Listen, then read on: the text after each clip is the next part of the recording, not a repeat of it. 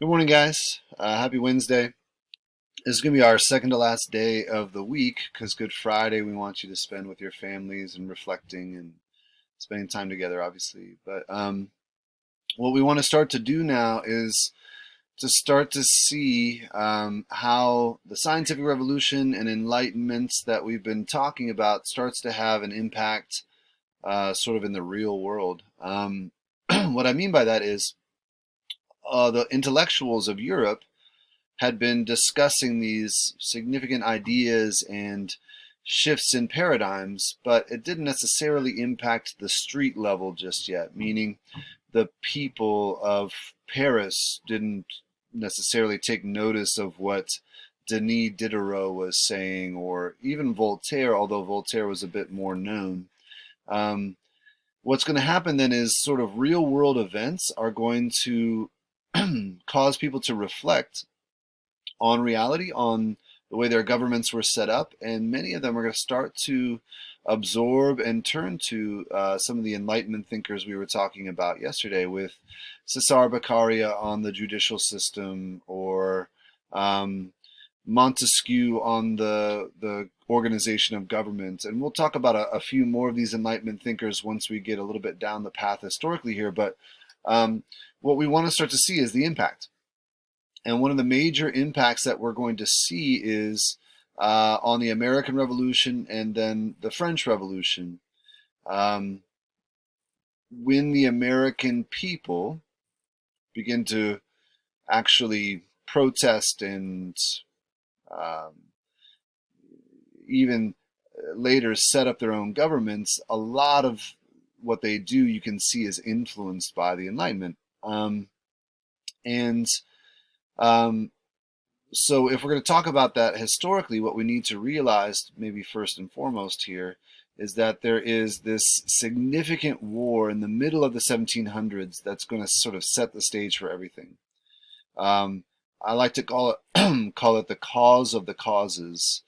When you think about the causes of the American Revolutionary War, and you think about the tax system, and you think about the frustration that the colonists might have started to express, and those sorts of things. Well, a lot of them, a lot of their frustrations can be traced back to the 7 Years' War. So I want to give a brief overview today and maybe a little bit tomorrow on how that started to happen.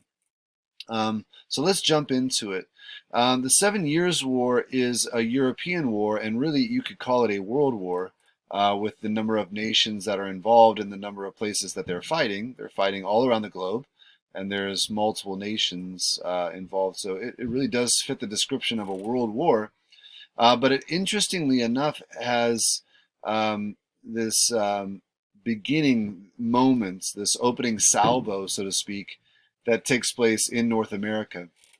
What you're looking at here is a map of um, what is the colonies at the time of the 7 Years' War, what we often call the French and Indian War. And you'll notice here in the pink, that's the British colonies. And then this darker tan color, that's what was being called New France. And what is not really shown on this map is that there was basically disputed territory, especially out here in the Ohio River Valley. Both France and England claimed that as their own.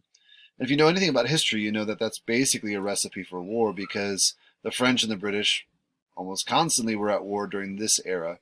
Um, this 7 Years' War is going to be part of what's called the Second 100 Years' War, meaning the French and the British were at war often enough that it really amounts to historically one single long conflict.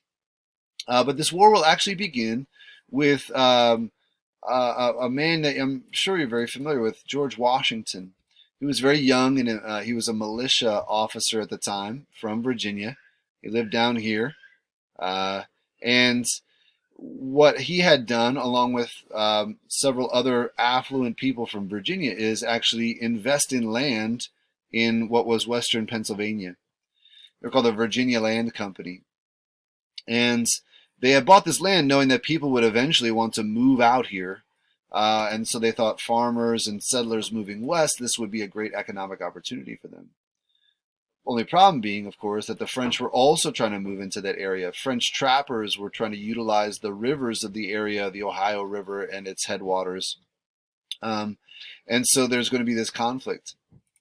And what happens is George Washington goes on out there and engages with the French troops in the area and basically kicks a hornet's nest.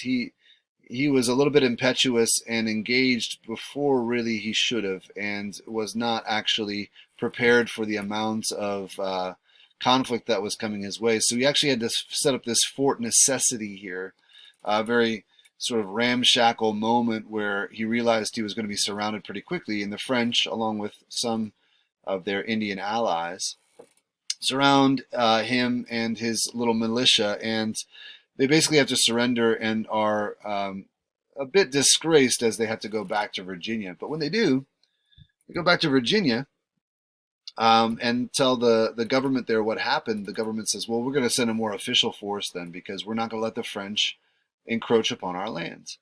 So they sent a man named General Braddock in 1755. He's an older man, sort of set in his ways in a military sense.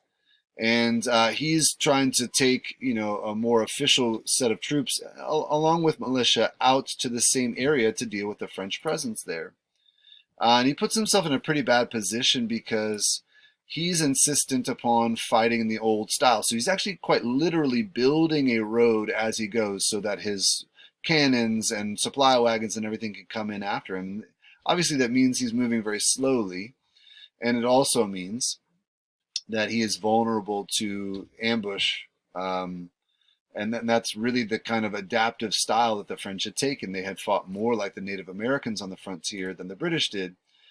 So long story short for Braddock is he gets killed and they get defeated pretty summarily. That is to say that actually this French and Indian War, and more than that, the 7 Years' War, started off pretty poorly for the British. They were stretched thin across the globe. They were not adapting to their new context. They were in a bit of trouble. They had some allies that were helpful to them, but they really needed a change.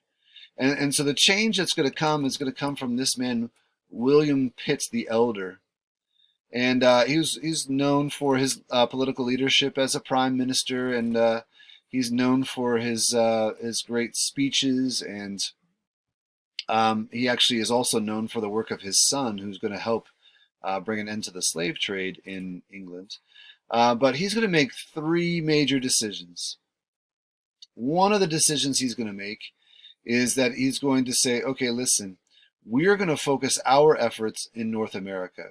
We're going to stop being stretched so thin, fighting on the continent in Europe and around the globe. We're going to focus in North America. And when they focus on North America, he said they want to focus on the major forts and locations of the French, not the smaller frontier forts that have gotten them distracted. So the first change is focus on North America and focus on the major cities. The second change is going to involve these men. This guy on the left here is a man named Frederick the Great, and he was a Prussian leader and general. And basically, William Pitt the Elder is going to pay him to take over the war in Europe. And so it's pretty remarkable, actually, what Frederick the Great accomplishes, as he is surrounded on three sides from the very start. But he is able to defeat, actually, the Russians, the French, the Austrians. It's pretty remarkable what he accomplishes. And so he takes over the war in Europe for the British. And the 7 Years' War starts to turn in their direction a little bit under his leadership. The third decision that William Pitt is going to take is he's going to start to hire younger, more adaptable officers. The two men you're seeing here are very important leaders in the 7 Years' War. This man's name is Jeffrey Amherst, and this man's name is James Wolfe. And we're going to be talking about them more specifically tomorrow.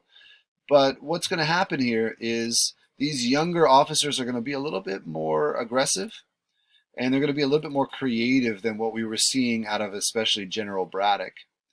And what they're going to do, as I go back to the map here, is they're going to focus their attention on major forts.